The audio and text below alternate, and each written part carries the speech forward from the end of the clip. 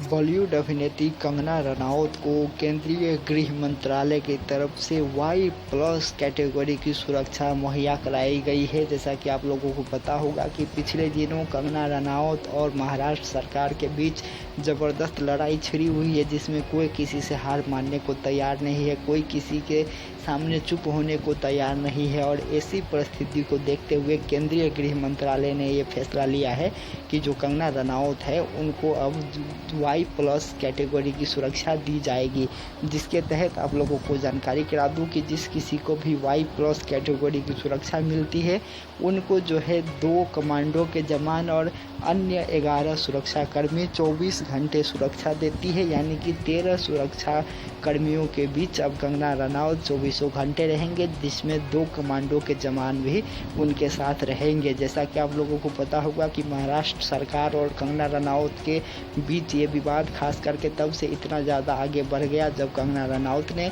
महाराष्ट्र की तुलना POK से कर दी थी और कहा था कि POK जैसा लगता है महाराष्ट्र में। जब महाराष्ट्र में अब डर लगने लगा है, महाराष्ट्र के पुलिस से डरने लगने लगा है, जिसके बाद महाराष्ट्र के सरकार की तरफ से मोर्चा खोल दिया गया, जिसमें गृह मंत्री ने कंगना रनौत को जवाब दिया महाराष्ट्र के।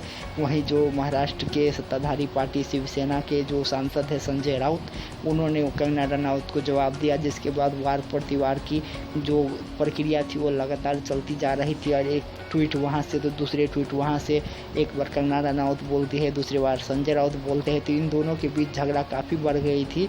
और जो शिवसेना के महिला मोर्चा है उन्होंने धमकी भी दी थी कि उनको नहीं आना चाहिए मुंबई, हम उनको नहीं आने देंगे। और इस प्रकार की जो विवाद चल रही थी, जिसके बाद कंगना रनौत ने इस बात की ऐलान की थी कि मैं जो 9 सितंबर है उसको आ रही हूँ मुंबई, किसी के बाप में दम हो तो मुझे रोक लेना। इस तरीके के बयान देने के बाद अब उनको Y+ की जो सुरक्षा है वो दी गई है, जिसके तहत उनके साथ 24 घंटे साये की तरह अब 13 सुरक्षा कर्मी मौजूद रहेंगे, जिसमें 2 कमांडो के जवान भी उनके साथ रहेंगे। तो ये उनके लिए एक बड़ा फैसला गृह मंत्री ने लिया है, जिसके बाद कंगना रनौत ने गृह मंत्रालय को, अमित शाह को धन्यवाद भी दिया है इसके लिए।